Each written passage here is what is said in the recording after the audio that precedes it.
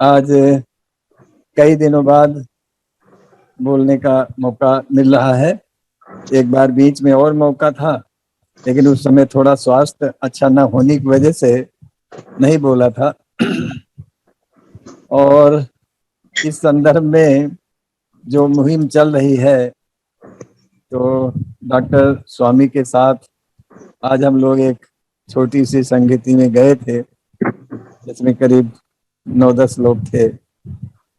तो जो समस्याएं आज सामने आ रही हैं और जो नए लोग आ रहे हैं, उनके अंदर जो विचारशीलता होनी चाहिए, वो विचारशीलता देखने में आ नहीं रही है। तो उसके पीछे मैंने जो सोचा, अनुमान लगाया, वो यही है कि हम पंचशील का अपने जीवन में पालन नहीं कर पा रहे हैं और शील समाधि प्रज्ञा का अभ्यास नहीं कर पा रहे हैं।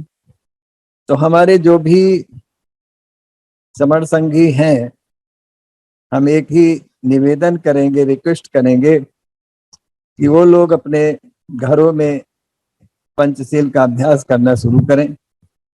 आज मैं थोड़ा सा पंचशील के विषय में जानकारी देना चाहूँगा, क्योंकि मेरा जीवन ही योग और प्राकृतिक चिकित्सा के साथ रहा है और उसी में मैं अपना जीवन व्यतीत कर रहा हूँ। तो मैं चाहता हूँ कि हमारा हर व्यक्ति समर संघ का जो भी समर समरी हैं, सभी लोग स्वस्थ रहें और उनके अंदर वो ताकत आए, अध्यात्म की ताकत आए, आत्मबल आए। और शरीर बल तो रहे ही, लेकिन शरीर बल, मन बल और आत्मबल, ये तीनों बलों से ओतप्रोत रहे, ये बहुत आवश्यक है। तो इसके लिए मैंने जो सत्य का पहले पालन करना है कि हम झूठ नहीं बोलेंगे। तो ये झूठ जो है, हमारी वाणी, हमारी जिह्वा, ये दो भाग हैं इसमें। एक है हमारी जिह्वा, रसना, और दूसरी है वाणी। वाणी को आज अलंकारिक भाषा में लोगों ने सरस्वती कहना शुरू कर दिया और उसका मूर्ति और चित्र बना दिए। लेकिन इस सरस्वती का जो हम अभ्यास करते हैं, तो कहते हैं ना कि इसकी वाणी में तो सरस्वती विराजमान है। तो सरस्वती कोई देवी नहीं है, ये सरस्वती आपकी वाणी की शक्ति है। तो वाणी में जितना ही हम सत्य वचन का पालन करेंगे, सत्य बोलने का अभ्यास करेंगे, उतने ही हमारी इतना परिष्कृत हो जाएगी कि जो भी हम बोलेंगे वो सत्य और यथार्थ हो जाएगा।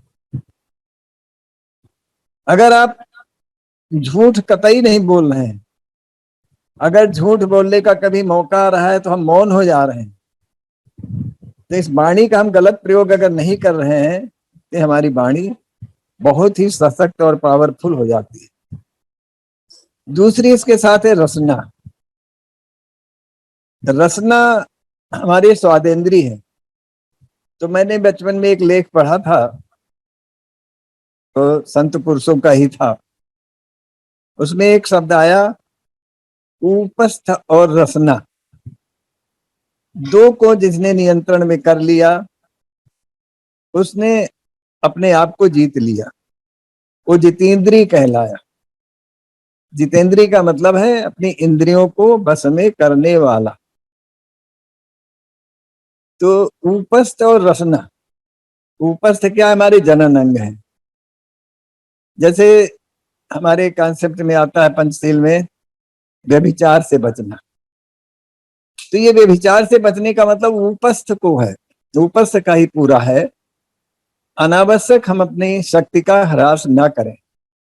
एक तो हमारा वाणी से शक्ति का ह्रास होता है, रसना से होता है, उपस्थ से होता है, जनन अंगों के द्वारा होता है। तो ये दो इंद्रियां हमारी इतनी प्रबल इंद्रियां हैं। आज हम देख रहे हैं स्वाद के पीछे आदमी कितना परेशान हो रहा है, स्वाद के पीछे स्वास्थ्य को गंवा रहा है। तो हम स्वाद के चक्कर में ना पड़ के स्वास्थ्य का ध्यान रखें और सदैव स्वास्थ्य वर्धक भोजन ग्रहण करने की कोशिश करें, मिथ्या भाषण ना करें। इससे हमारी वाणी में वो पावर आएगी, जो हम बोलेंगे वो सत्य और यथार्थ हो जाएगी। और शब्द को ब्रह्म भी कहा गया है, शब्द ब्रह्म है। जैसे कि हम उदाहरण के तौर पे लेते हैं, सामने कोई बंदा है, अगर उसको हम गाली देते हैं तो इस गाली का जो रिएक्शन सामने वाले के ऊपर होता है, उसका जो रिएक्शन उसके ऊपर होता है, वो प्रक्रिया जो होती है वो देखने लायक होती है। इसी में झगड़े होते हैं। तो इसलिए कभी भी सामने वाला कुछ भी हमें अगर कह रहा है, अगर हम उसको ग्रहण नहीं कर रहे हैं, उसका हमारे ऊपर कोई रिएक्शन नहीं हो रहा है, तो शब्द वापस होके उसी के पास जाता है। इसलिए हमें अपनी वाणी का प्रयोग सत्य वचन में ही करना है, मिथ्या भाषण में नहीं करना है। और अगर ये हम करने का अभ्यास कर लेते हैं तो धीरे धीरे हमारी वाणी की शक्ति बहुत ज्यादा हो जाती है। फिर हम जो बोलते हैं वही सत्य और यथार्थ हो जाता है। महापुरुषों का यही जीवन रहा है। उन्होंने निरर्थक बातें नहीं की, निरर्थक भाषण नहीं किए, और सार्थक भाषण करने का ही परिणाम रहा कि समाज में बहुत बड़ा परिवर्तन आया है। तो हम अपने सभी समण और समणियों से यही निवेदन करेंगे कि वो कोशिश यही करें। और यही कारण है कि विपश्यना में जब जाते हैं, 9 दिन आप मौन रहते हैं, इस वाणी में वो ताकत आ जाती है और अंदर इतनी पावर पैदा हो जाती है कि आप खुद महसूस करते हैं कि अब हमारे अंदर बहुत बड़ी पावर आ गई, अपने आप को नियंत्रण करने का सामर्थ्य हो गई है। मन इतना एकाग्र हो जाता है। जैसे एक छोटी सी उदाहरण हम देना चाहेंगे। जो आपका आदसी शीशा होता है, कॉन्वेक्स लेंस होता है, उसको अगर धूप की ओर दिखाएं तो छोटे से कागज पे अगर उसको किरणों को केंद्रीभूत करते हैं तो आग लग जाती है। वैसे आपके अंदर भी ये सारी की सारी ताकतें हैं। मन की जो बिखराव की शक्ति है, उस बिखराव की शक्ति को जब आप रोक लेते हैं, एकाग्र कर लेते हैं, केंद्रीभूत कर लेते हैं, तो ये जो आपकी मन है शक्ति है, ये अंदर के अंदर धीरे धीरे प्रवेश करने लगती है। और अध्यात्म की भाषा में जैसे कहा गया है कि हमारे अंदर 7 चक्र हैं, 7 चक्रों धीरे धीरे खुलने लगते हैं। चक्र हैं या नहीं है, लेकिन हमारी अंतः चेतना जो है इतनी जागृत हो जाती है।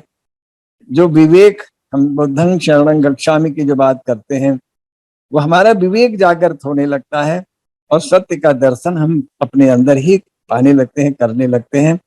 और हमारी विवेक बुद्धि ये हो जाती है कि कोई भी गलत है सही है, उसका निर्णय हम स्वयं लेने लगते हैं। भगवान बुद्ध ने यही कहा है कि ग्रंथ पंथ संत किसी को ऐसे मत मानो, जो मैं कह रहा हूं वो भी मत मानो, जो आपका अंदर का विवेक कहे उसको मानो।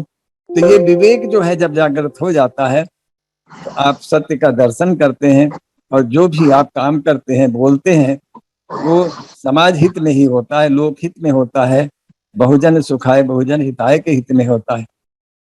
तो वाणी और रसना, इन दोनों को हमें ठीक करना है तो सत्य भाषण ही करना है। दूसरा हमारा व्यभिचार के ऊपर है। कहा गया है हमें व्यभिचार से बचना चाहिए, हमें ब्रह्मचर्य का पालन करना चाहिए।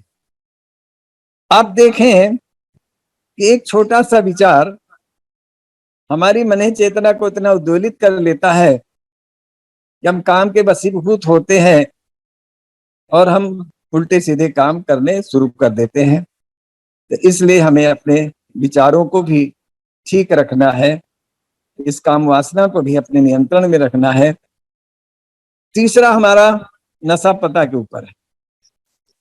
नशे की स्थिति में आप सभी लोग देखते हैं, जानते हैं कि क्या स्थिति होती है, क्या मन स्थिति होती है, वो अपने आप में नहीं होता है। बहुत सारे लोग सामाजिक संगठनों से जुड़े हुए लोग हैं, धार्मिक संगठनों से भी जुड़े हुए लोग हैं। बहुत सारे लोगों को हमने धार्मिक संगठनों में भी देखा है कि वो मीट मछली का भी प्रयोग करते हैं और शराब का भी प्रयोग करते हैं। कहते हैं हमारे संत तो ये बात कहते ही नहीं है। तो ये जो लोगों का कहना है कि शराब पीने के लिए मना नहीं करते हैं, व्यभिचार करने के लिए मना नहीं करते हैं, हिंसा के लिए मना नहीं करते हैं, तो कौन सा धर्म है, कौन सा ऐसा धर्म है जो ये सब चीजें बता रहा है? तो मनुष्य ने अपने हित के लिए अपने अनुसार ही धर्म का ये मुखौटा पहन रखा है। और यही कारण है कि हम जब लोग समाज में उतरते हैं, जाते हैं, लोगों को बताते हैं, तो वास्तव में जल्दी समझ में लोगों की आता नहीं है, क्योंकि उनकी ये गंदी आदतें जब छोड़ने की बात हम करते हैं तो वो छोड़ने के लिए तैयार नहीं होते हैं। वो उन आदतों का गुलाम हो चुका होता है। उसके लिए बहुत अभ्यास की जरूरत होती है।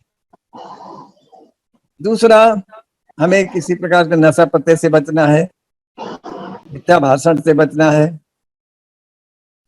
और व्यभिचार से बचना है। तो इन चीजों से अगर हम बच रहे हैं तो अपने चरित्र का हम निर्माण कर रहे हैं, अपने आप को हम मजबूत बना रहे हैं।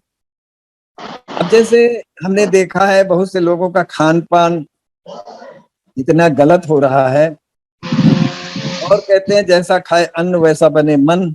हमारा खान पान भी दुरुस्त होना चाहिए, गलत कमाई हमारे घर में नहीं आनी चाहिए।